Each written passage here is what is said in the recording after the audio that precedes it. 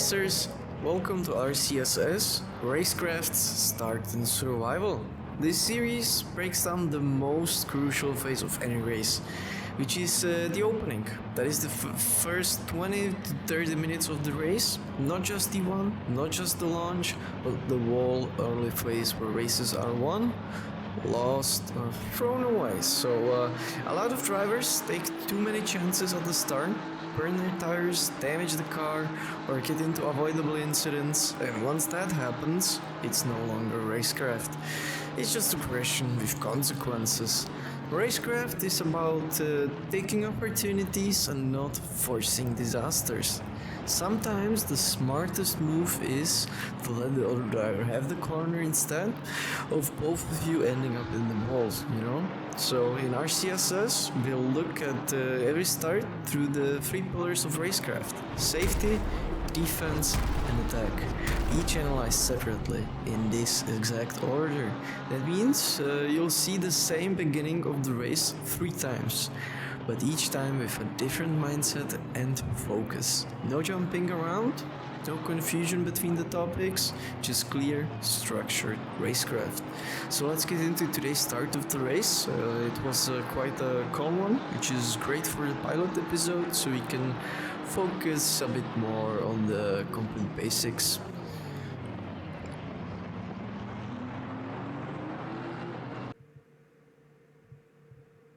Alright, so before we start the analysis and the breakdown of the pillars, let's take a look of today's race. T1 Exodus event. It was quite frankly, honestly, nothing too bad.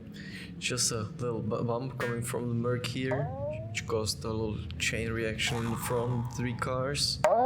As you can see, some cars went on the grass there due to this. Let's take a look at it. A little bit slower to see exactly what happened. So you have the Merc coming in too hot. Decided to brake a little bit earlier, go for the dive. So the Beamer didn't have a chance to avoid the Mustang, and the McLaren sealed the deal for them. And something weird happened here, and the Beamer faced through the Mustang. And as you can see, the McLaren took the safe path on the grass. And the Porsche as well had the Dodge Beamer here. So that's what we'll be looking at a little bit closer. Before I jump into my car, from which we will then take a look at the analysis of the start of the race. So we'll do first the T1 event, looking at every car, and then jump into my car, from which we'll take a look at the pillars. And let's start it off with the look at the Merc. It was basically an issue of braking. Since if you watch the cars on the outside, they start braking around the 400 meter board marker. So if you look here, it's like the 400. Yeah, around the cars. Some decided to go at the 500. It's a good rule of thumb. If you see the guys in front of you braking, you should be braking as well, which the guys here are doing. You don't have to hit the brakes fully, just tap them lightly, because you don't know if, for example, somebody crashes here into each other, and it's pretty hard to react when you are still going full metal to the pedal. I should have said it the other way around, but you know what I mean. So let's take a look where the Mercs start braking exactly. I'll get the HUD up. So as you can see, he hit the brakes but then let go, and around here is where he's fully engaged and decided to start braking. And if you look at the car next to him, it's around the 200 meter board, which is the usual point of the brake when you're going into this turn. but usual in the sense when you're alone, not in the first turn on the first lap. So while once people look at it from the top view, the decision was understandable and also quite advanced. It's better to keep a predictable path, an easy path, an avoidable path, so you stay safe and avoid destroying your car or at least your bumper in the first turn of a 4-hour race. Yeah, so I'll let it play out to see the bump. I mean, after the bump, he was doing everything perfect. He was giving them the space to resolve it. He was waiting. He didn't push it. Yeah, so I mean, everybody has mistakes. This is Icons 8 Music.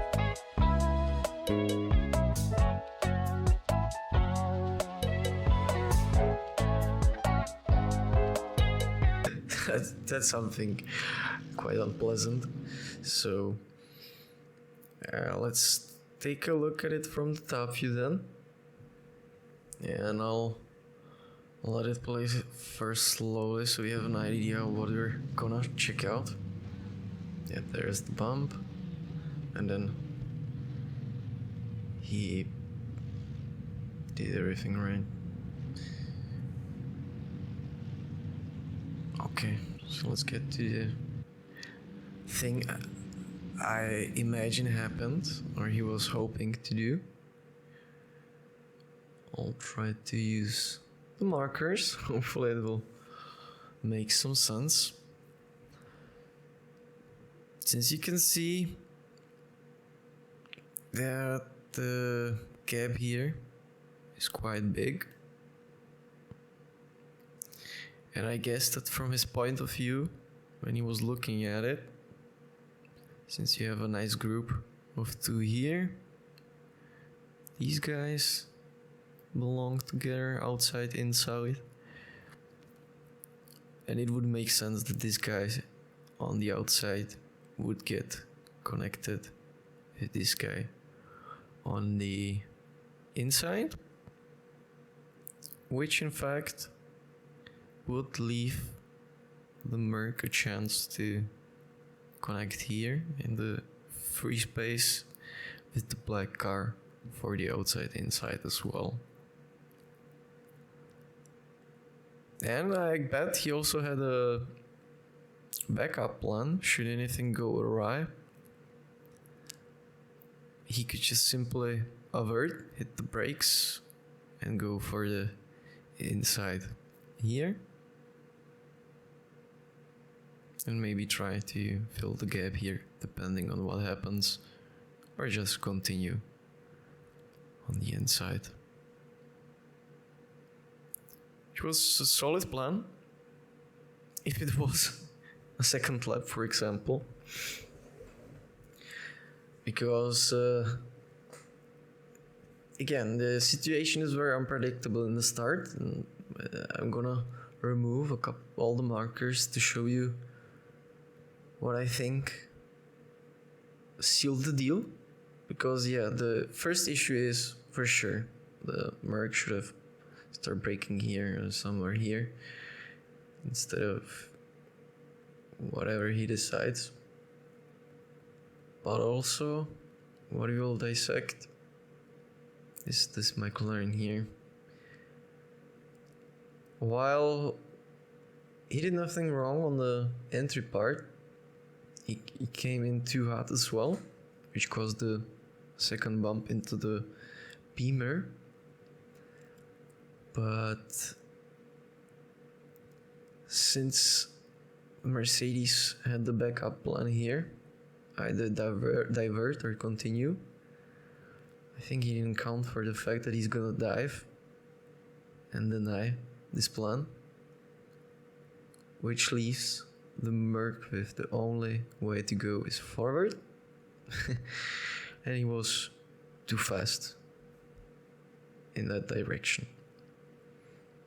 So it's natural If you cannot calculate all of this in the heat of the moment. And if you have a somewhat safe route forward and a decent plan to abort, then you probably will go for it.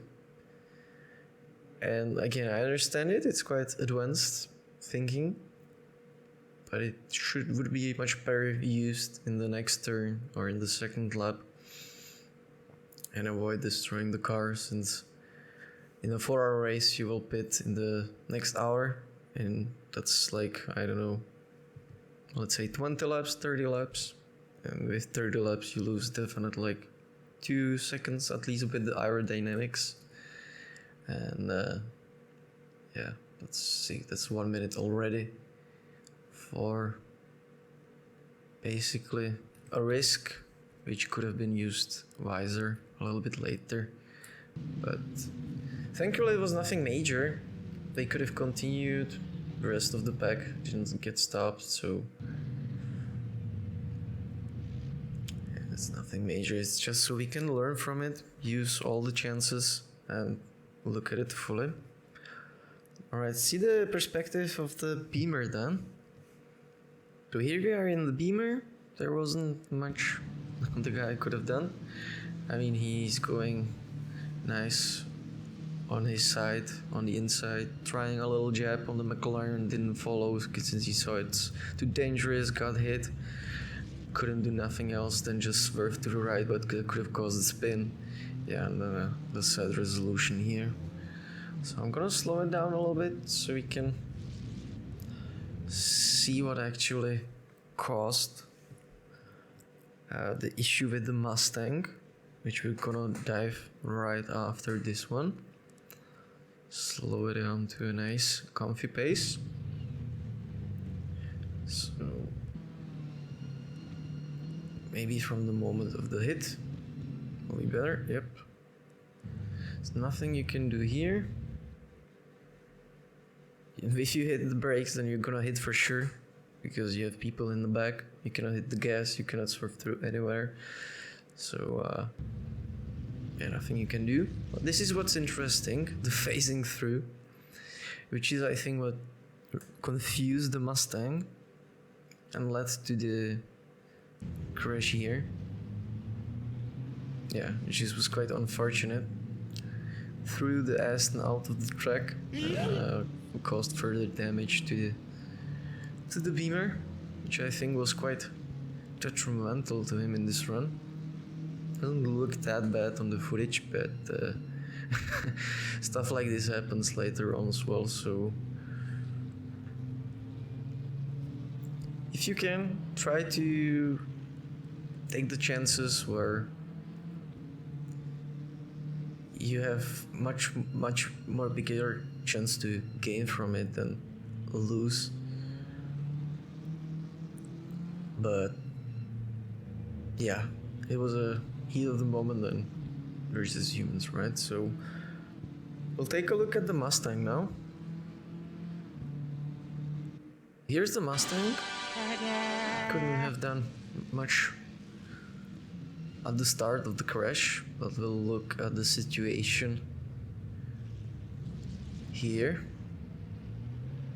Yep, exactly. So let roll in the cars so we can take a look at what I want to talk about. Just exactly this right here. And while I'm sure that the situation arose only due to the fact that the car or the Beamer clipped through the Mustang, and instead of it being on the right, he appeared all of a sudden on the left now. But then again, if this happens to you, it should be a second nature and you shouldn't have to think about it twice. Which is exactly when you experience a crash, which was quite a big crash, almost stopped, and you end up, let me switch the color, and you end up on the outside here, then just stay on the outside if it's open. and find your body, get someone up to pace, feel a good space, and maybe come back here or here instead of going like the Mustang went right away, taking the gap here, I guess, which makes sense since he did not expect the Beamer here. He appeared there thanks to the clipping, but it's just another risk that it's just another risk that you may win you one place or two places in the short span, but the chance of it is small. There is a much bigger chance you will end up crashing into somebody and you lose 5 places or spin out and destroy your whole race. Instead of just simply going here, losing 1, 2, 3 spaces, who cares? It's a 4-hour race. Even if it's just 1-hour race, you will get the time to get it back, and that time is usually the next corner or the third corner. As you saw, one car got bumped out of the track, so the possibilities are there. Also, which is not a complete bad reaction of the guy here. He's gonna stay on the outside and rejoin safely, which I'm gonna talk about later. The car on the grass here. So I'm gonna let it play out in slow-mo a bit to see if there is anything missed. Yeah, he's going too early in, causing a third crash, and push the Aston outside. So maybe third time's the charm. There's the spin. Confusion clipping. Too sudden rejoin. Third crash, Aston outside. But thankfully, nothing major there. So the last car involved in the crash I want to talk about is the McLaren. I'm gonna pull the car up right now. Yeah, here we are in the McLaren. He didn't come in as hot as the Merc, but still didn't leave enough space for any adjustments or anything unexpected. So if we go a little bit slower, we can see that his braking was definitely better, since okay, it's not the full brakes. Here's the full brakes. It looks like the Merc is braking as well, but if we check it out, he's nowhere full braking power. Here we have the full braking power, and it's around the 300 meter board, so it's better. But as you're gonna see, it wasn't enough, because he's gonna let go of the brakes in order to get into the gap here, which I think he wanted to steal from the Merc when we were looking before at his plan. And let's see how it plays out.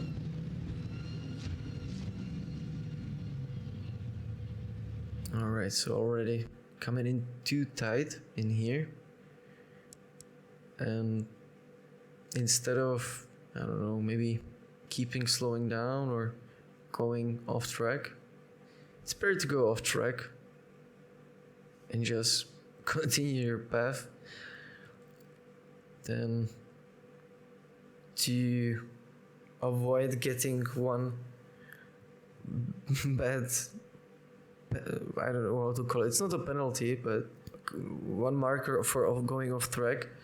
If there's nothing negative you get from it, since as you see, he took a jump from the curb, which was to be expected. It's quite a big curb. He started the clipping of the Beamer here. At least he wasn't as rash to go back as the Mustang, so he gave the space to the McLaren. Okay, the Porsche could have been avoided, but it's nothing terrible that he's coming from, but he's still readjusting, so it's quite hard to get the car under control. So I'm gonna go into the top-down view to show what could have been done other than braking sooner, since I don't think the real issue was in the braking. If you look at it again, at normal speed maybe.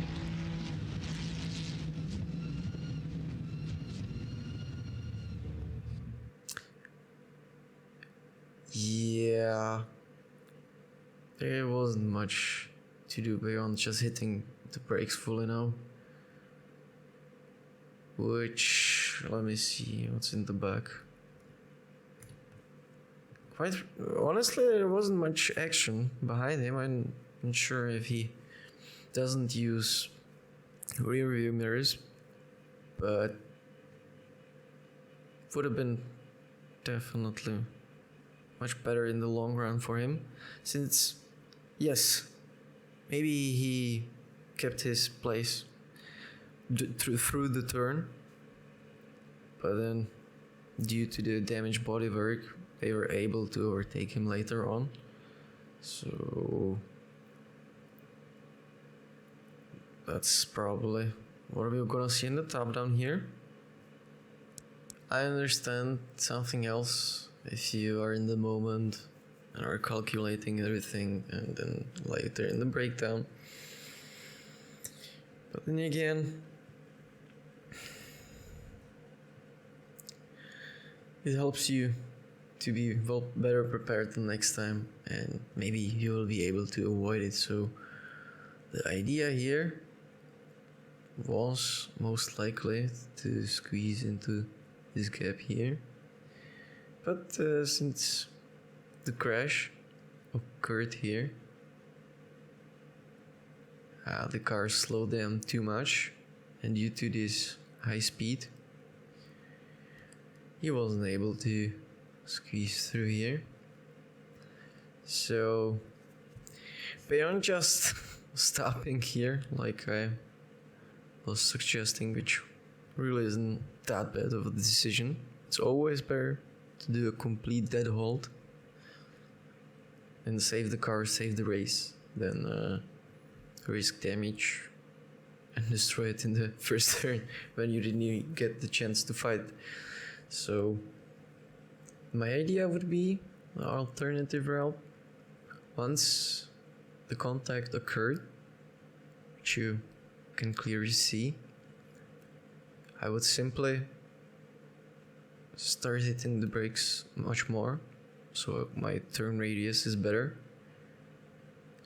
and maybe somewhere here try to, okay, that was too much, try to deviate hard and go, okay, that was again too much, deviate hard and go for the off track route and reconnect somewhere here maybe, since the problem with this route is that you cannot take the jump, and when you're going over the curbs, your braking action is really not that good, and that's what caused the contact here with the Beamer again,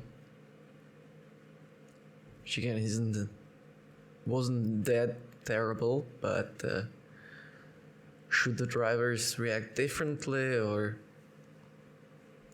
something else, some variables be different, and the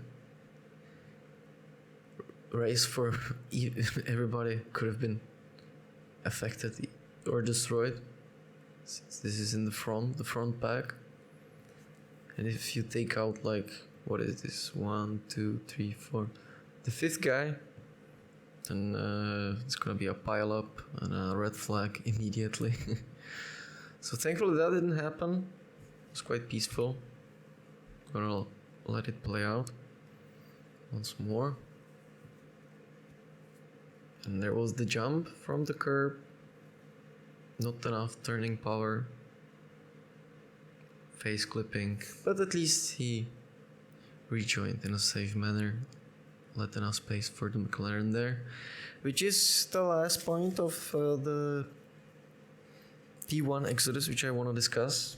White McLaren, which reacted quite nicely, and I would say it's a good example to show how to survive the T1 event. So let me get his car. Alright, here we are in the white McLaren, and as you will see, okay, he experienced some crash himself, but went on the grass and decided to rejoin in a safe manner, which is quite honorable. Gonna slow down the footage here a bit, because the decision was really well made. There's some load from the crash coming here, which wasn't that bad, just a bump. I don't know where the guy was turning. But as you can see here, oh, I missed it, sorry.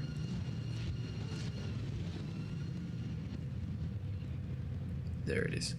As you can see here, the Aston is still braking, and his trajectory looks definitely like he's gonna hit him. Space on the right looks congested thanks to the crash. I think it's quite good thinking of him, since the Merc is definitely gonna try to avoid it to the left and going with the traffic on the inside here, either joining behind in front of the red car or somewhere here with the black cars, avoiding the crash here. So this leaves going right, no chance, because this is gonna be quite aggressive. Going forward doesn't look like a chance, thanks to the braking lights here. And that leaves us only the option to go to the left side. Or start braking, which isn't very clever, given that you already were rammed from a guy from the back, and there is like 20 cars or how many behind of you. So decision to go left is really quite the best one. As I said before, with the McLaren here that caused the second crash, would have been better to go off track and avoid it altogether. Yes, you lose some seconds, yes, you lose a couple of places, but as you will see, the car will survive without any damage and will be able to take use of all the grip, of all the aerodynamics, and will have an easy time for the next hour fighting everyone else who wasn't so lucky and received some damage. So gonna play it. So yeah, here's the decision. Did not go further. Go on the grass. Here's also very important how you rejoin, since the moment you leave the track, you basically lose the rights of the racetrack. You are off bounds, and these guys here are racing. They are not entitled, they do not have to yield to you. It's their race, and you are no longer part of it over here. So should the Porsche be somewhere here, you would have to stop here, hit the brakes, and wait until it's safe to rejoin, or continue on the path here and try to see if a gap opens. What would be wrong is to try, like the Mustang before, to go immediately back to your position which I understand why the Mustang did it, but if the McLaren did it here, it would be really bad. So I just wanted to point it out since I liked the reaction. I'm gonna play it in full speed now again to see the decision making. So here's the bump. He's closing in on all the sides. I'm gonna take the outside. It's safe there to rejoin, so I'm gonna take it. I'm gonna continue with an unbroken car and take my chances. Which there was a first one right there. Didn't have to do anything, and we'll have an easy time onwards. So that was for the T1 Exodus event. I'm gonna jump into my car now, and we're gonna take a look at the first pillar, the most important one of safety then. So here we are sitting finally in our trusted KUS Hitters Vintage, where we will begin our analysis run with the first and also the most important pillar of safety. The reason is that because if this pillar crumbles or fails, or however you want to look at it, the other ones will crumble as well. You won't get the chance to do your attacking chances, to your defense chances, and maybe in the worst case scenario, even your whole race will be busted at the point. So I'll use the time here where we are preparing the cars in the warm-up round for the race to explain the format in the first episode a little bit more, where we will basically always start with the safety pillar. This is also where we will look at the majority of the beginning of the race, so you'll always look at the first 20 to 30 minutes depending on how much action there is, on how much stuff to look at there is. And then we will pick out the points where we can dive into it through the lens of the other pillars. So the second pillar would be defense then. We will just jump into the highlights or the moments of interest. I see it as the second pillar because if your defense is not good enough, then there's probably not much opportunities to attack anyways.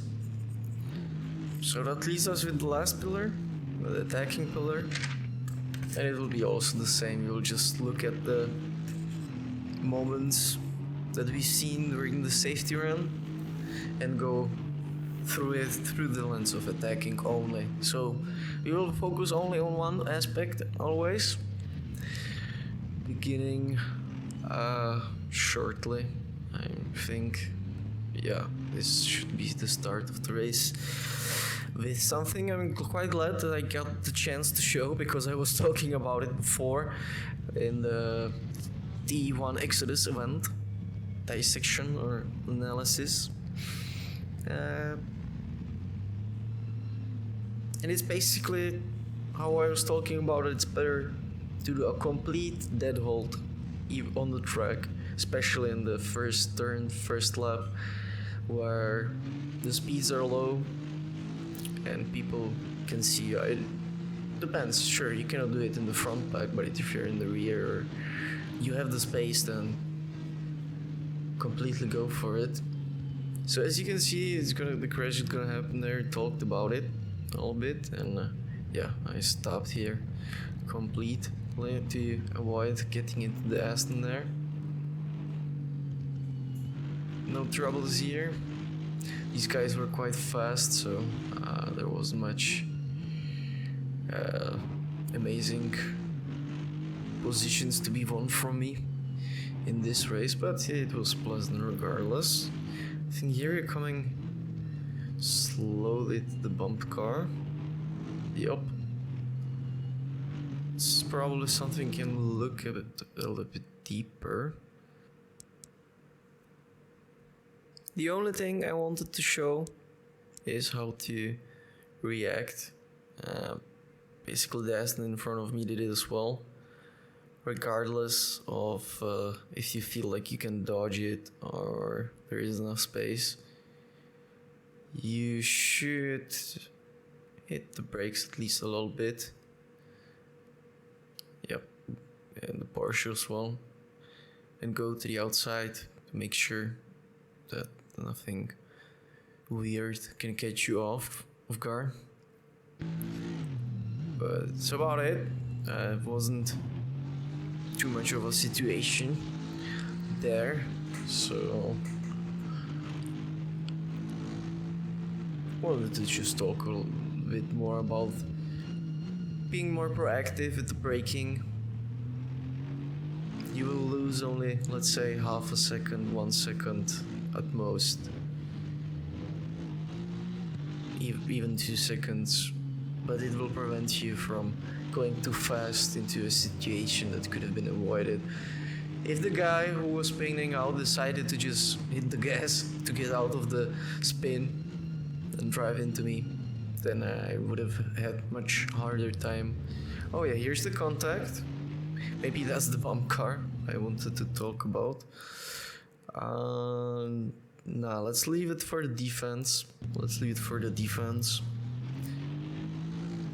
Then we should be nearing an unsafe car, almost 3 wide. So let me speed it up a little bit, because I don't believe there was much action. Alright. I see. I could have entered there. And that's the 3 wide. Perfect. I'm gonna probably take it from a different perspective now. I think the first person view could provide us with the insights of the driver, or in this case me, since the third view is quite giving the details that you don't have at the moment. So let's see it a little bit slower, maybe also the HUD. So here I had the chance to go in between them, since the Porsche went too wide. I saw the Beamer and he basically pushed Porsche for me away. So in this case itself, if you look at it, oh no, the HUD is blocking the left side. Let's see. Yeah, there you can see the car slowing down there, and then I kept my inside. So let's grab the top down. Here it is. So you can see already. You cannot. Let me play it for you once again. That the car, or the Beamer, was trailing here already before we came. So there was plenty of time to see him. And here's basically the moment I could see the Beamer.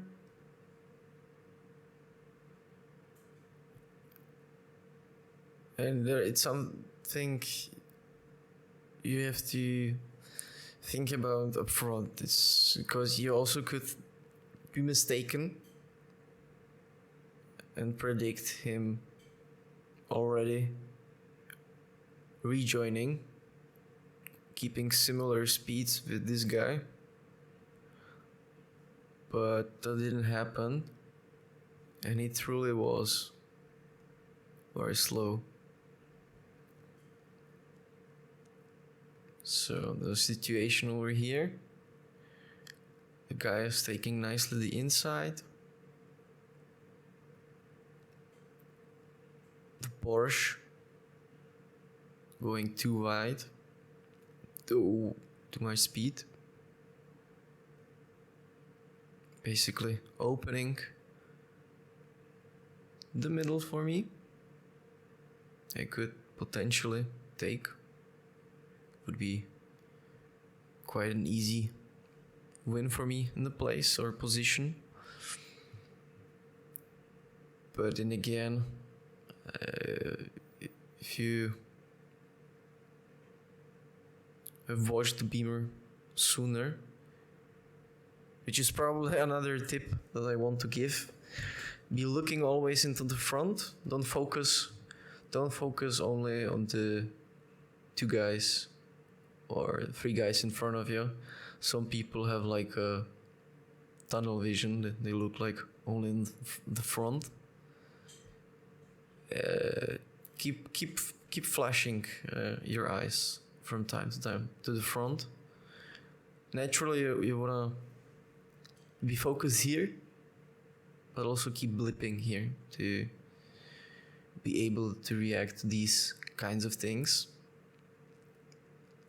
Since if I decided to follow through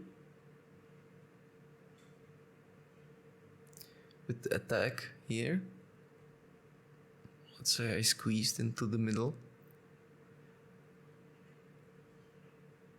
the Maca, I think it's the Maca, McLaren Maca, wouldn't let me any space for sure. He had a nice speed and everything, so I would be squeezed in there.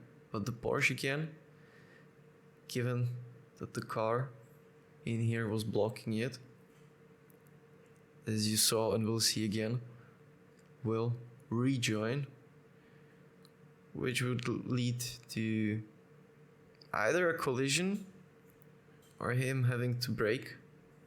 But then again, you would hope and rely on the fact that this guy notices the Beamer, which I was saying just now that you should be looking in the front, that's true, but also you should take into account that this guy, the Porsche, is having his own difficulties because he's going wide, so he's trying to figure out how to take control of his car, if he has enough space to go to the left side, or what the heck is he supposed to do, yeah? So, if you see anything weird in the front, and it seems like this guy has to rejoin, or he could hit someone, or whatever, I mean, there's nothing easier than just go behind the guy, wait for a turn or 2, and then try again. You can avoid all the chaos, all the calculations, and you will have just an easy, happy time focusing on what one guy is doing, or maybe a second guy in the front, flashing your eyes back and forth. So I'll try to play it again slowly so we can see that the Porsche is reconnecting. Yeah, almost going into me, so if I was further, then it would be definitely a problem. And it worked kind of nicely. So let's continue on our safety run. There should be someone taking, oh, maybe me, or taking a chance of a luck, so let's see what's that about. Okay, so here we're coming into the turn that we have talked about. Maybe I didn't have enough speed to push through, but I just wanted to talk about the situation generally. Just don't push in there if there's something weird going on, or you see some trouble. Just stick to the safer route, slow down, and there will be a different time again. Okay, 13:40. That's quite some time. I think that the Aston will be just behind me. There won't be any battles, so I can try to speed it up a bit again. Oh, here it is. Yeah, so we basically took our luck. Means we didn't have to do any aggressive fighting. We just followed the guy for a couple laps and he went away. We saved our tires, we saved our fuel. It's very important in an endurance run to be watchful of your wear, because It's not only about the total wear, but also your inside, outside, and the middle patch of the tire.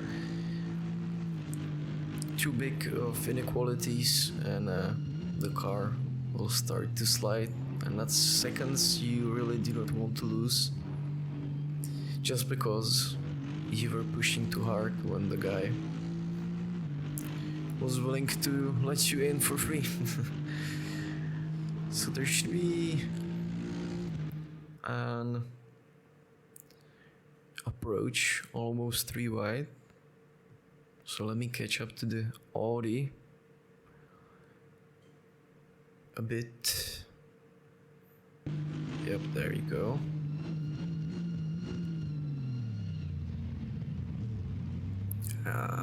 That's too wide. Okay, that's the build up. Nice slide from the Audi there. And we're not oh, I remember. Sorry for my voice there. So we're not going, or we're not gonna go 3 wide. Sometimes it's much better to let the guy have his corner, have his place, than to risk something crazy, since this turn is truly not ideal for taking any great chances. So while it would be nice, as you can see, the positioning is the same. So for a second there, let me pull it up back. The Porsche, or what is it, went in front of me. I let him go, you know. Okay, have your corner, whatever, man.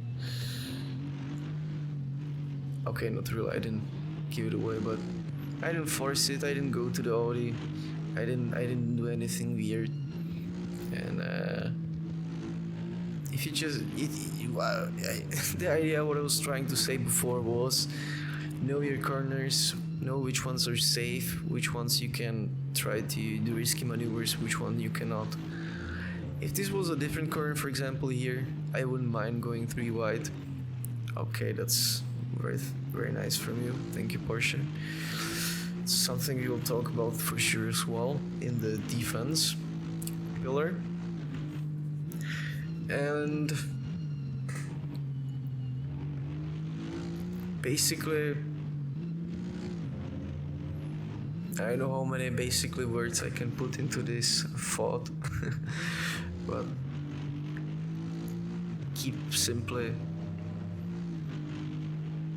your turns in your mind, and if it's a bad turn, a hard turn, let the guy who's pushy have it. I mean, if you feel like it, the confidence, you practiced it, and it's a good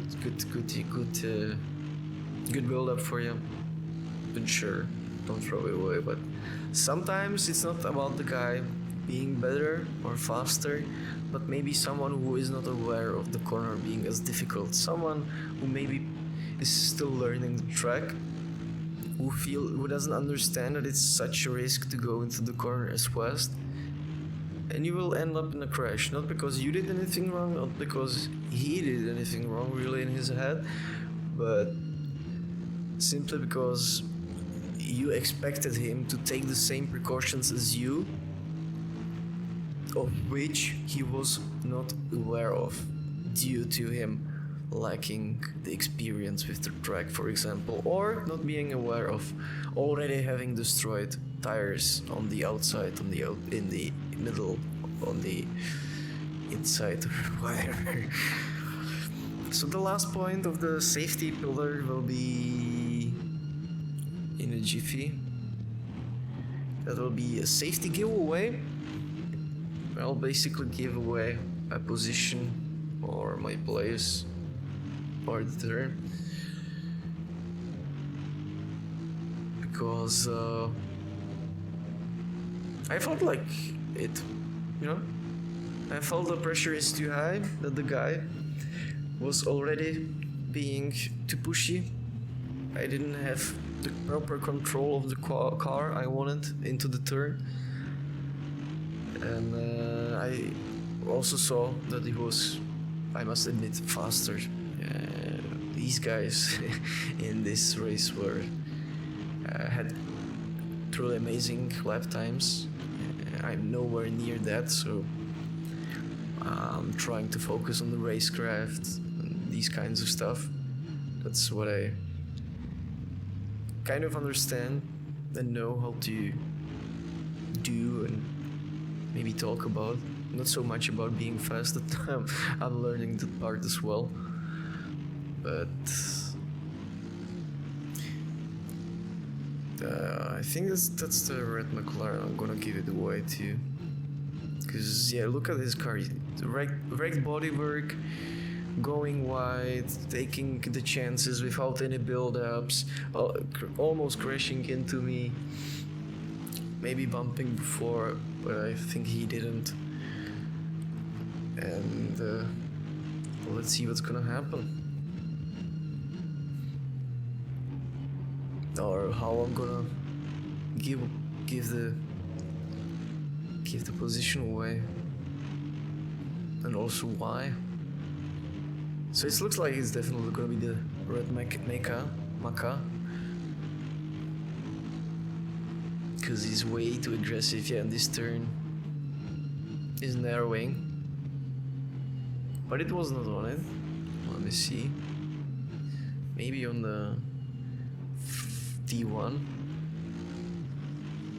Looks like T1 giveaway. So he's taking me from the inside, but I have a stronger engine here. He had a better exit though, so we're dead equal. Maybe on the end I'm gaining. And yeah, that was basically the giveaway. Nothing major. The question why it's a giveaway is simply due to the fact that if you're coming like this to a turn, what you can do is try to buy yourself more space by going to the right slightly, very slightly, avoiding pushing the car, so you have a chance to go back and then have a better entry instead of, you know, going straight and awkwardly having to slam it or go wide or whatever. So I decided not to push him in any sorts of way. And then also here, entering the corner, I think I decided to just simply let him through. Could have tried to stay with him side to side, enter the corner, but again, know your corners. If they're dangerous, don't do it. Don't do it! Stay from it. Because if you are truly better, you will be able to win it back in the next 2-3 corners. If he's better, then he would surpass you in the next 3 laps anyways. And you will save your tires and your fuel. Maybe after the next pit you will have better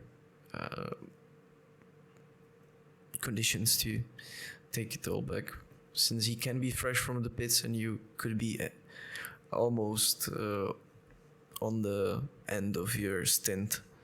So also last thing I wanted to show is that I did the little break here, maybe better with the HUD and the slow-mo.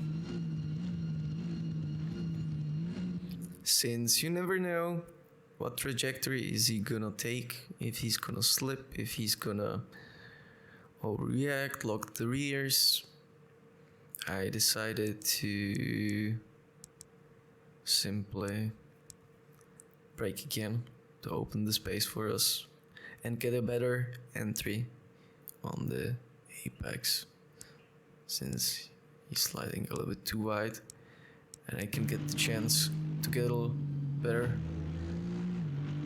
exit speed, which I indeed was catching up a bit for a while to him, until his better driving skills showed off and he pulled away from me. So that's for the safety pillar. and gonna basically go through the rest now. What we saw with the defending, the cars driving into us, us taking some overtaking chances there. Here we are in our second pillar of defense, where we will look at the same start of the race, the same 20 minutes, the footage we saw just before, but we will ignore, just for this segment, the safety part. Not fully, we'll also talk about it in the dissection, but we'll mainly focus on the defense part now, on how to handle pressure from the back, how to keep your position, how to defend it, and how to avoid getting hit, and etc. We'll start it off with the Mustang crash we saw just before, so let me show it to you again from this perspective. Then we jump into my view, the opponent's view, and maybe a top down as well. So let's take a look from it from my view as well, to get a feel for what I reacted to and how one might have thought in this situation. Basically a surprise to me or whatever. Not nice from this person. To me it was basically just snake alert. I mean, honestly, yeah, this was boom. I was talking about the guy not using the rear view mirrors before, so that's on me a little bit as well, since he did the dive. I could have hit the brakes a little bit, but I expected that we would go side by side, you know. I cannot see what he's doing, so he departed soon, and it looked like he's gonna go side by side, but then he just said, no, screw you, man, I'm the most important guy, and went on his road. So maybe it's because he was angered from T1 Exodus went, but yeah, in the top-down view it will be a little clearer. Alrighty then, not from the top-down view, but also from the perspective of the driver himself. So he's going for the jab, and for some reason just went as if I never was there. Let's take it slower as well. There we go, so here's the jab. Should have basically tried to align with me.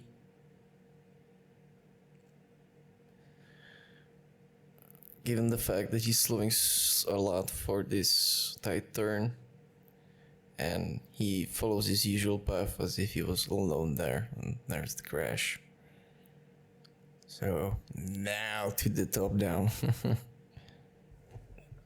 As you can see, here's the part already after the dive, and I'm gonna give you the idea first.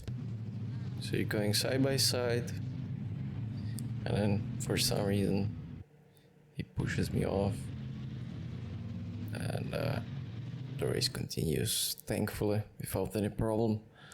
So we'll drop it a little bit back to this point. I want to show this is the most important part for sure. I want to highlight, given the fact that GT3 racing, blank bang racing, especially in this format, if not all races, or not all races, but majority of the races follow the FIA rules. And I clearly say that there is basically a contest of the corner. You have to win the race for it, which in this case didn't happen. The rules specify as following: that in order for you to win the rights for the corner, basically not caring for what's going around you, you have to be in the apex under these following conditions. Meaning, that if your rear axle, so the rear tires, the metal bar running through them, is basically behind someone's front rear axle, which in this case was achieved. My front axle is in front of his rear axle, or whatever the word is, then it's not your corner. Somebody is there and you have to account for the driver. I understand that in the heat of the moment, split decision making, it's very hard to say if it's in the front, if it's not in the front. But that's why you go generalist. So if you know that you have been with the guy somewhere around here, and you probably should leave space for him because you're gonna end up here. So if you still don't see the guy in your rear view mirror somewhere around this point, and he's probably somewhere in the middle. And I don't think it's worth for you to lose the race or destroy your bodywork. In this case, it wasn't that bad for him. Just for a couple of seconds, if he could have just taken a bit tighter turn and then win, thanks to being on the outside on the next turn with the better exit speed. Regardless, so I basically had my right to be here and to be in the outside. So you should have gone together in there. And that's why I decided to continue, but that's what I thought was gonna happen. And if you look here, then I basically had not much else to go. I could have braked, but from my footage as it was seen, I didn't notice the guy almost until the last second. And I was truly giving him all the space I could. I was on the outside here. Meanwhile, the guy was taking his leisurely pace, going from inside to the outside instead of trying to give me some space as well, which led to the not pleasant, but unfortunate crash, which thankfully wasn't as bad, but still not something nice. Thankfully, the Porsche left me some space. I could have rejoined safely without having to brake or anything and lose further seconds. So that's something I wanted to look a bit closer in the defense. We'll look now the start of a battle with the Porsche. Here we go, that's the time where the Porsche is gonna start pushing his face into my ass, taking some little sniffs on the go, trying to make me sweat. But that's the main idea of the defense. Be aware of them in the back, but don't keep looking there. Just enough to know if he's diving or if he's cautious. Don't let the stress get to you. Focus on the front, on the times, on getting your apexes. And he's gonna have much harder time, since trying to make jabs all the time is not only hard, but also slows you down in the long run. So I think due to this mistake, he was able to get to me, making himself known. So the idea with the defense, let's see if we can get a better angle here.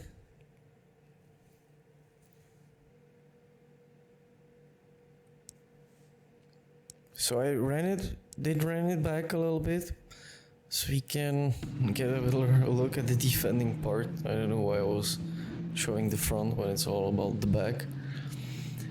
Since I said before, just take a little sneak peeks what's going on. Don't stress about it a little bit too much. But the idea is simple. Close your corners. As you can see, I'm trying to hit the apexes fully.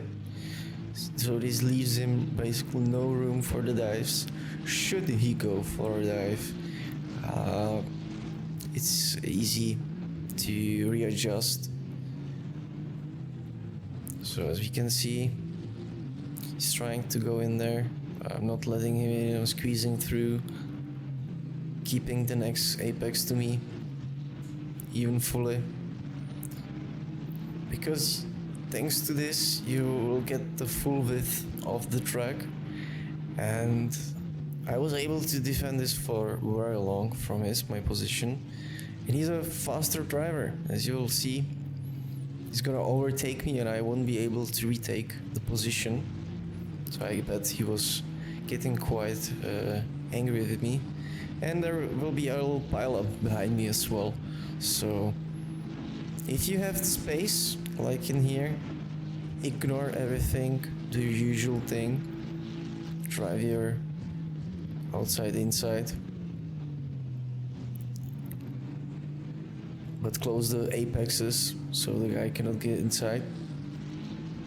And this way, you will have always the better top speed. He just cannot get in. Do you see the swerving around and everything? That's where you lose the time. The clever thing would be to follow me for a while and find a gap or build it up so he can use his faster driving. But unfortunately, that's not what, or fortunately for my case, that's what didn't happen, and I had an easy time just blocking the apexes. Another closed apex, and he cannot go there. I see he's going for it, I'm gonna close sooner, no problem. So soon we should have a part where he's gonna try to go 3 wide into the corner. Oh yeah, that's why we skip in the safety run, I believe. So here's again, same idea, plenty of space. I do my usual thing, but close the apex. Close the apex so he cannot surprise me. Use the speed to run. Make the opening so I don't have to care for him. He's just gonna do some weird stuff behind me again, which is gonna slow him down further, and I have an easy time. So we're approaching the 3 wide, the corner. I'm gonna let it play out so we have a idea of the build-up.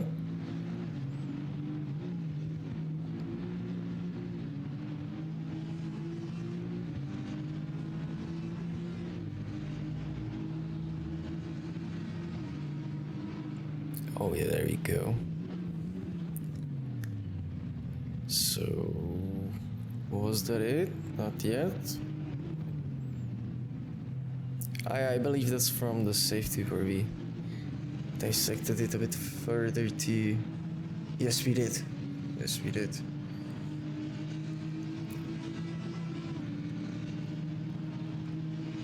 So we're going together. I'm squeezing in a little bit, but not forcing the Audi, not nothing. Taking the apex for me and using the better exit speed. So I think I repeated myself enough on this to get the idea through. Maybe it would have been easier if I made a bulletin point. But repetition is the key. That's why we do the time trials and solo runs. And here is where the defense from the Porsche ended, because he rear-ended me there. So let's take a look a little bit at the crash, if there was anything to do or what mistakes happened, and we'll gonna continue with the battle with the red Mecha later on. Just to get the idea, here's the view from my car. Basically, defending my apexes. And now bump, so there wasn't much to do. At least I was able to save it. That was quite unfortunate. You see from the outside. Oh, I can have the wheel. Oh yeah, it was quite unpleasant there. Let's see the Porsche view. That's the wrong car. Maybe a little bit further. And yeah, he's cannot use the exit speed. He has to slow down for me. And here he, for some reason, decided to. I think he had enough. That's some really shameful. I think this behavior, if it was due to being frustrated that he cannot get in front of me, because he was definitely a faster driver. Unfortunately, his pillar of attacking wasn't as good, so he decided to crumble my safety pillar and take the easy way out. Even though he could have go for it and enjoy a couple fights through couple corners with me, going side by side, but I guess I didn't leave him the space for it, and he didn't find the ways to make it happen within the constraints. So let's look at it again with the HUD, if he really was just frustrated or slipped or whatever. A bit slower view. So he's going full gas, braking enough, he has enough time, he's giving gas for some reason, even though I'm not going much faster. Here's trying to save it, and it's already too late. Well, yeah, it doesn't look too ill-intentioned, given the fact he did brake, but then again, maybe he did it only so he doesn't get a spin himself, so we'll see. From the bird view, get the exact picture of it. Let me run it again from this view to get the feel and idea. Yeah, so it was almost a double tap there. You slow it down. Basically see he had plenty of time to react. Just a little tap, swerve, almost hit me. I would have sent me into the other direction, into uncontrollable, oh my gosh, spin for sure. So, is there anything that could have been done? Yes, there is plenty of things that could have been done. It's the defense pillar. So from the defense perspective, was everything right? Basically, I took the outside, locked the apex so he cannot take the speed through the outside, and I think it also was able to recover here, so that was perfect. Let's try to look at the Porsche driving a little bit more though, since there was ways to not only slow down, but also maybe start fighting for the corner with me. So here already you can see that for some reason, despite him being faster, he decides to take the same trajectory as me through the apex here, even though he knows damn well because he was like 2 or 3 laps behind me. That's why I ran the footage. That I always take the apex and lock it. He knows it, you know. And he knows that I'm gonna drive like this, slower than him, and drives behind me. I don't understand the idea behind it. It's like, what are you trying to do? Are you trying to drive through the car? Or do you hope that maybe in some freakish scenario I'm gonna take a okay, that's exaggerated. I'm gonna take a spin and go wide and open it for you? Or they're gonna say, ooh, this guy is so long time behind me, maybe I'm gonna let him pass. He's faster, he deserves it. He's faster, why shouldn't I let him go? I just don't understand the logic behind it. Like, do you wanna drive through me, or, you know? Because I don't know. Let me show you what would be better in this case. Since we already established that we know that this guy, or in this scenario, me, is gonna do everything to close the apex, and he's gonna drive like something like this.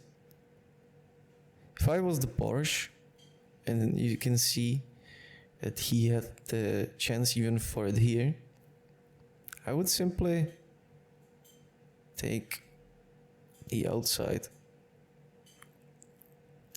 and try to brake later. This way I would get some speed here. Since I want to go further on the outside regardless, so it doesn't matter if I spin a bit more. And the reason I would like to go on the outside is that I can be a little bit faster than me, or on the exit, and try to squeeze myself in so I don't get the chance to use the benefit of the ideal. Oh, I did delete it, sorry. Squeeze the guy here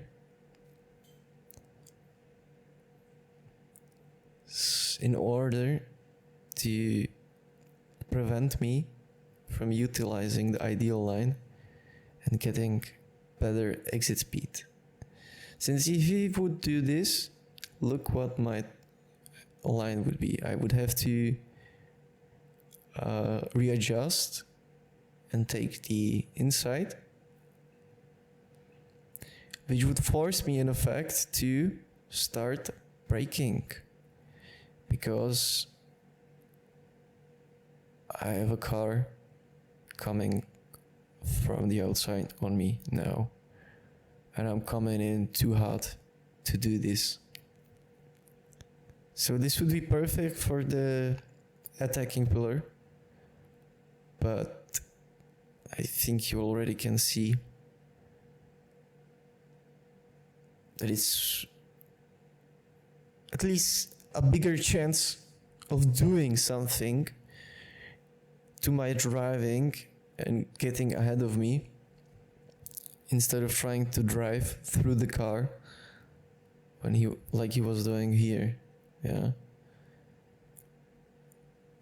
I mean, I don't care how fast you're gonna go, but it's not gonna happen, man. You're just not gonna drive through the car. You can go at light speeds, but the car is gonna still be there and stop you in your tracks. So I wanted to talk a little bit about this, and we're gonna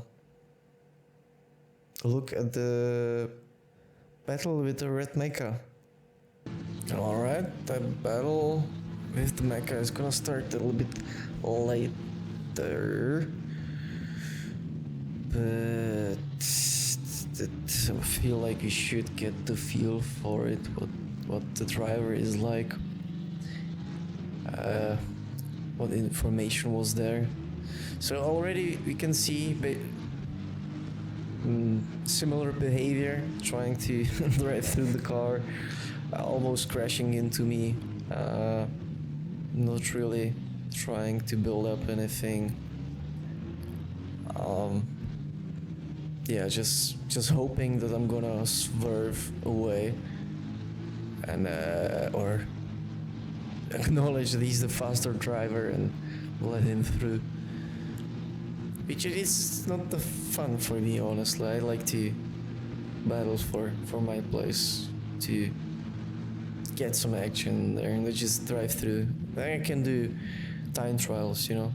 Why even have the cars on the road if you want to drive through them?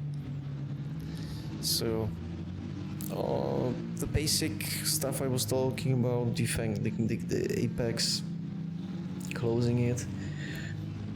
But sadly, the mecha didn't have as much understanding or patience with me, and did a little crash into my rear in the same corner, probably much sooner than the little spin from in there. It's probably what agitated him. Let's see. Yeah, that's definitely the reason.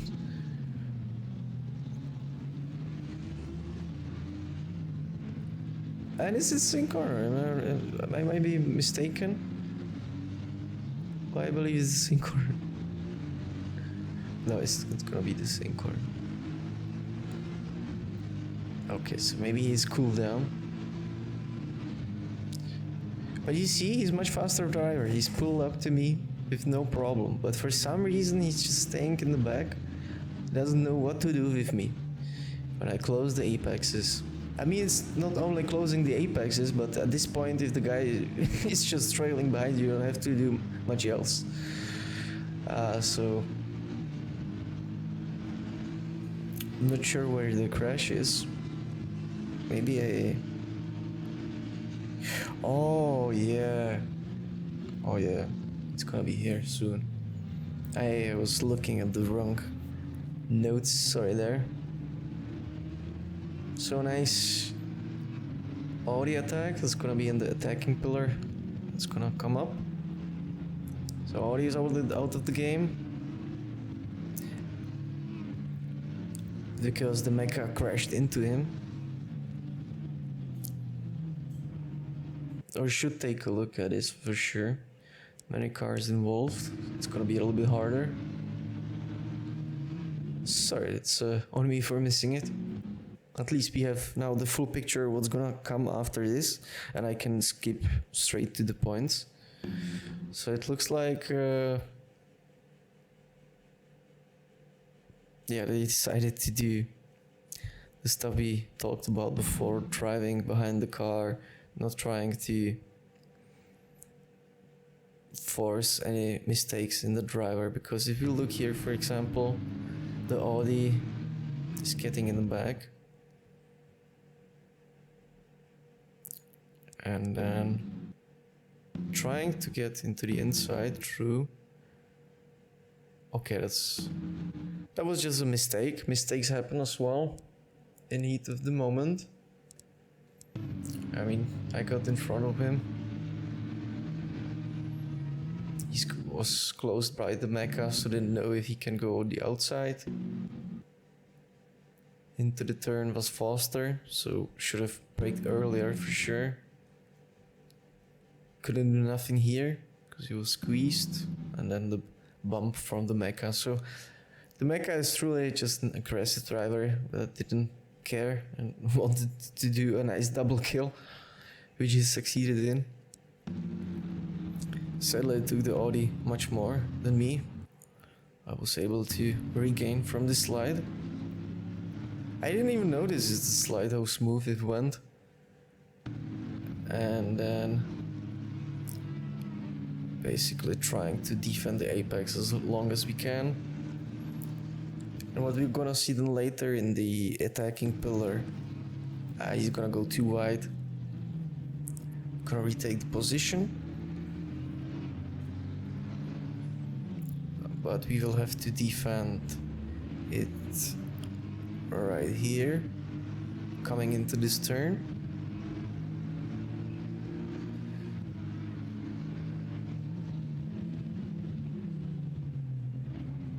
But it was nothing too crazy, so maybe noteworthy. If you come out of the turn, you're allowed to change your direction once, and you should stick to it. Don't expect people to follow it in the online lobby, but yes, it's at least much more predictable. And then you'll have a losing turn. So let me see. Yeah, that's right after it.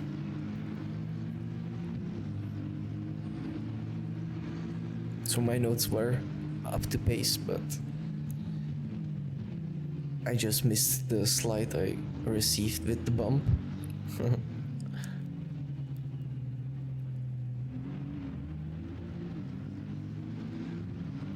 And we already see that I'm quite losing, he's faster, but I still decided to give it a go. And wrong. I must repair myself there. I didn't defend it. I did the giveaway, but I noted it down as defending a turn because we talked about in the top-down view, if I show you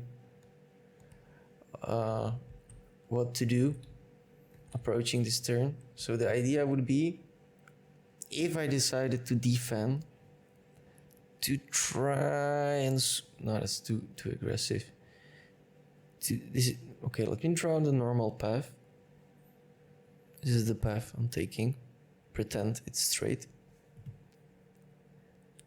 And if you want to defend your turn, if it wasn't a bad turn, an aggressive driver, and maybe seemingly slower car, then you would try to deviate slightly to the right, avoiding hitting the driver, so you get the space to do the better entry, which I talked about before, so we don't have to dive into it again. But I meant to talk about it now, but it doesn't really make sense given the fact it's already over. Alrighty then, so let's just see the giveaway also, where I decided that it's just risky. I will let the guy have its corner, and if I should be better, I will prove it in the next turns, which didn't happen. Like I said, they're much faster, but still I was able to defend my position for almost, I don't know, 7 or 10 laps, which is quite, I think, a good proving point of it having some validity. Alright, I'll see you in the attacking pillar, and we'll finish the RCSS episode with it. And yeah, that will be it for this segment. Alright, here we are in the final pillar, the attacking pillar. Maybe also the most exciting one. I think it's well-deserved excitement, given you have to make sure that your previous pillars, the safety and the defense, are standing strong through the race to allow yourself to do these nice attacks. Or if someone does a mistake, you also have to be able to use the opportunity, right?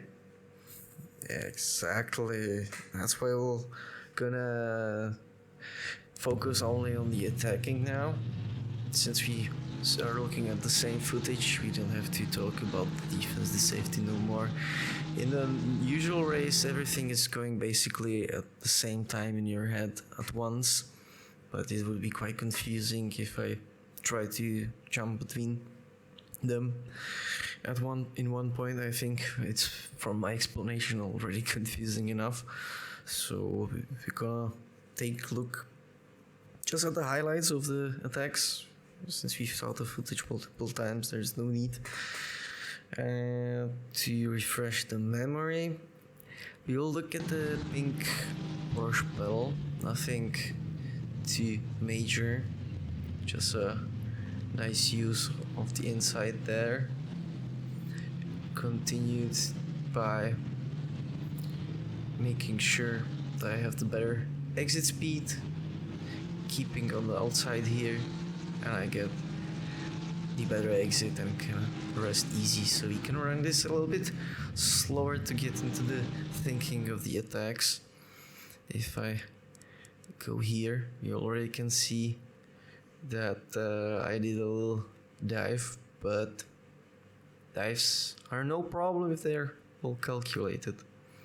In this case, it's clearly visible the guy wants to stick to the outside, and I wouldn't be surprised if I was correct that he wants to follow the Aston here and drive through him like the other guys were trying to go through me. Leaves me ample space here.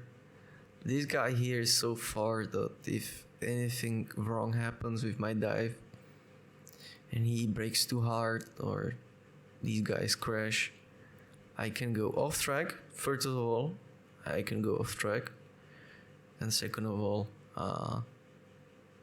the braking distance allows me to get a little bit more handling and maybe swerve away. And also, I'm braking such a long time that I might be able to get up to their speed. So that would be why I decided to go for the dive. Idea very simple. Try to get next to the guy, and then you don't have to worry about much anything else than just to be at the apex first or with him, and then bomb the heck out of there. He's so nice that he leaves me plenty of space, but I didn't want to risk exit, so I don't see left or right of me. Here the idea is, if you can, to start closing the apexes for him, if you can, but you don't want to crash into him, so leave enough space for him. And then, again, closing the apex. But the thing I wanted to talk about with the Den is, you want to make sure that you pull ahead, so you're gonna keep a nice wide turn, so you allow yourself a better exit. This forces him to go in tight, squeeze in there, so he cannot pump out. I'm going full blast here to the outside while he's still trying to avoid me, and I achieved the speed by having the better exit, and now he's quite losing against me. So yeah, that was this nice small battle. Looked at a little bit closer, so let's jump into the easy wins. Given it was a nice easy win, I bet somebody lost control or something in the sense, so we're gonna take a watch out in the McLaren here.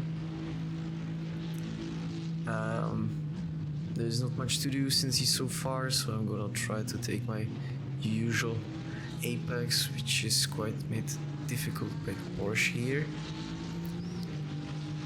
Well, we already dissected in the defense pillar for sure, and here we should see a nice slip. No? Okay. Here was the slip. We didn't even have to fight. Sometimes the best attack is no attack. Just stay behind the guy. Because you never know if he's reacting poorly, if he's having some troubles, etc. So you use that time to learn about the guy, about his driving style, if he closes the apexes, if he's going wide, if he's faster than you on the straights, if he's faster than you on the exits, if he's faster than you on the entry. Because you will get an idea on what to do, and maybe you will do a mistake like this and you don't even have to fight. Some people just keep looking in the back, stress out, and you will win just because you were trying to learn your enemy, which you should do. So there was a next moment at 16, there was a knife dive. Since we talked before about the dive, we can look at one again. So it's gonna be probably the Audi here.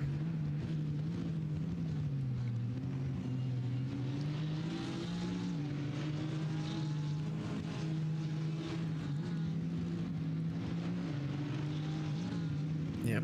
Read your opponent, you see that he's sliding, so I'm gonna keep my distance. Gonna try to feel what he's gonna do, closing for the gap, and yeah, that was the dive here. Not really though. Was it a dive? Quite a dive, it was a controlled dive, the dives that you should do. Yeah, going next to the guy. I left him enough of space, didn't do what the Mustang did to me before. Left the fight for the next turn. And he was able to regain it. Which doesn't frankly matter, due to his slip. He lost some speed on there. But then I was blocked by the Porsche, I didn't want to follow through. So gonna look at the dive, because there was a small mistake. And it's quite here. Yes. Since I was talking about it before,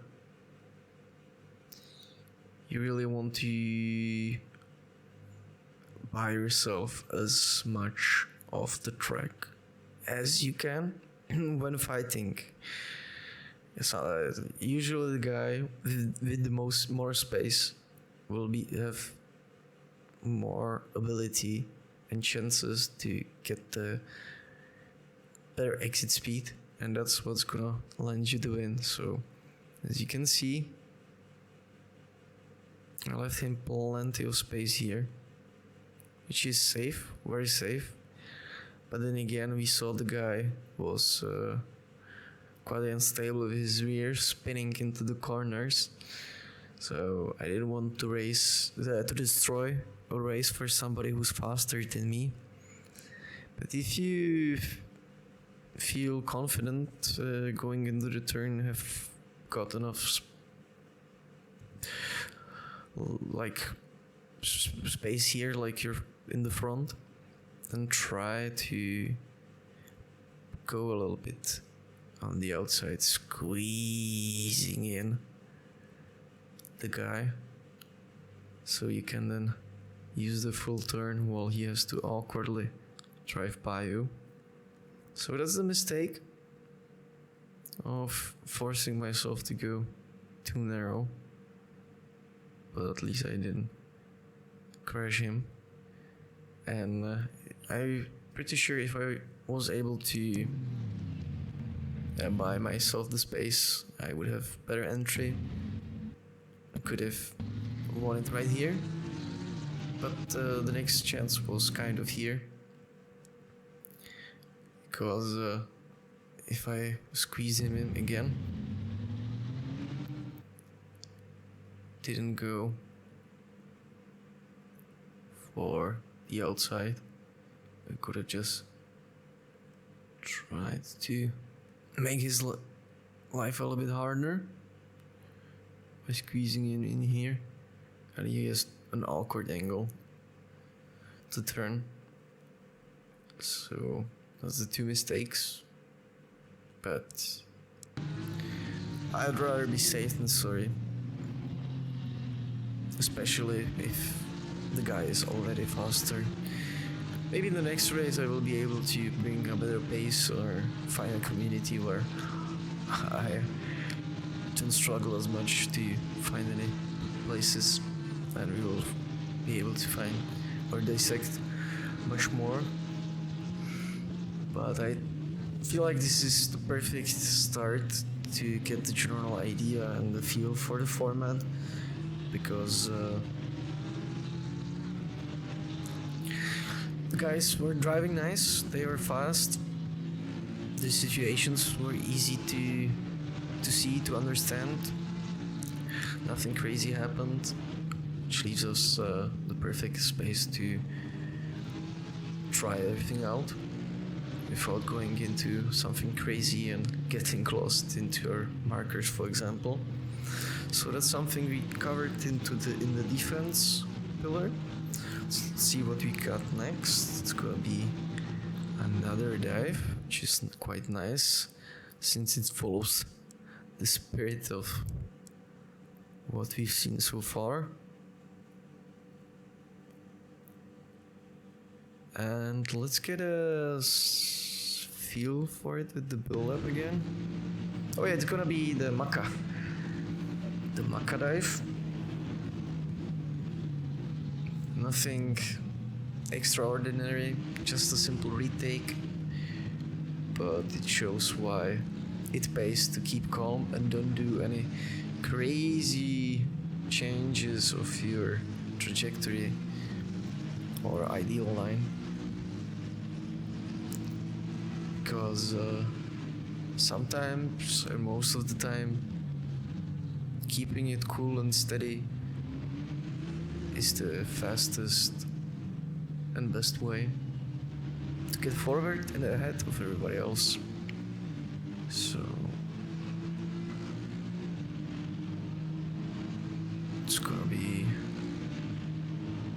a dive from me there into the T1. It's quite surprising. Okay, we're going for it. We're definitely going for it, and we succeeded, but we went too far for the exit speed probably, and we won the and then got the crash. Alrighty then. Perfect, that's where we left off the last pillar. So let's look at it a little bit closer. The dive was pretty well made. The only thing I could definitely see otherwise was to get a little bit closer to the Audi, but other than that, quite nice. Could have went a bit wider, but then again, think of the fact that you have to stay within the limits in the car as well, and you cannot tell how far the other driver is comfortable to go out. Which leaves us also a nice entry for the next turn. So if you're thinking about the fights, you usually just focus on the one turn, but it's quite a big turn. If we look at it from the real big picture, this should be going on in your head. Instead of trying to focus only on the dive, think because there was a long straight line, right? There's a super long straight, so you had plenty of time to think about. I understand that it's not possible at all points of the track, but here at the moment I had enough time to think about it. So if you know that you're gonna dive, you're gonna probably end up somewhere next to the car or awkwardly on the outside. Maybe you're gonna win the inside, but that's something you don't have to calculate, right? If it goes well and you're in the inside, and that's second nature, nothing to think about. But if you have the chance to think, try to get the weird case scenarios, which will mean that you will end up on the outside here. And as we know, you will get the most speed staying on the outside. So if you basically would take this trajectory here, you know that by this point, or if you want, that's a bit of grass, but whatever. But by this point, which are super long points, and also this point, you will have a better exit speed if you stay on the outside. Compared to the ideal line, if you look at the ideal line, you want to stay on the outside, on the inside here. Go on the outside a little bit, follow through, and then go on the inside again and follow through. And it's quite a different path. It's the fastest path, but the top speed is slower at these points than the yellow line, if you drive it correctly. Yeah, so something to keep in mind, because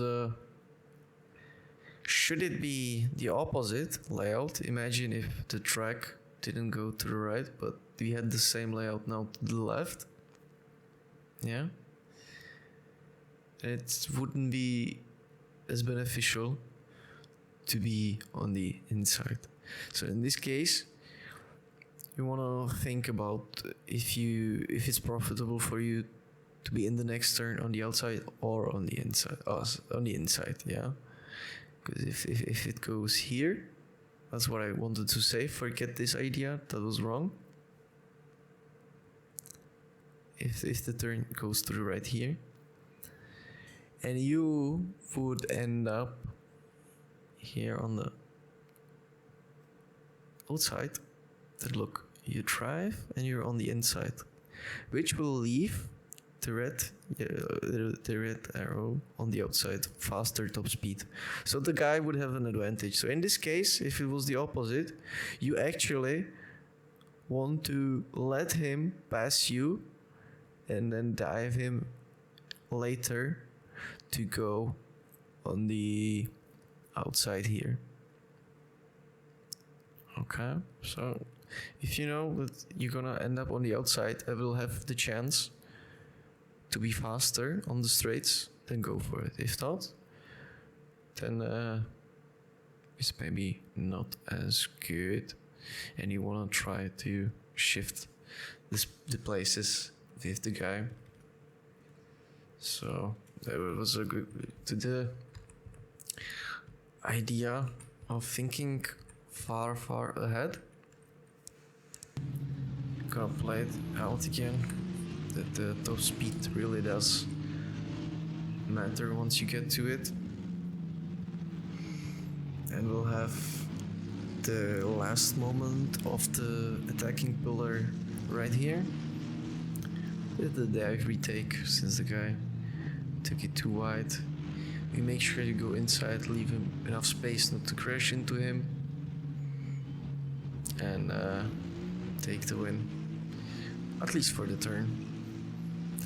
Alright, so that's the rundown of the analysis with the pillars, and we will basically finish it off with the look at my car, which is basically the outro. So that's it for this RCSS breakdown then. Thanks for sticking through the analysis. RaceCraft takes time. It was quite a pleasant race where we could dive into the complete basics a bit more in depth without worrying too much about getting into these specifics and making it more confusing than it already is. So the fact that you're here trying to improve your racecraft already means that you're ahead of most of the drivers for sure. So keep practicing the pillars: safety, defense, attack.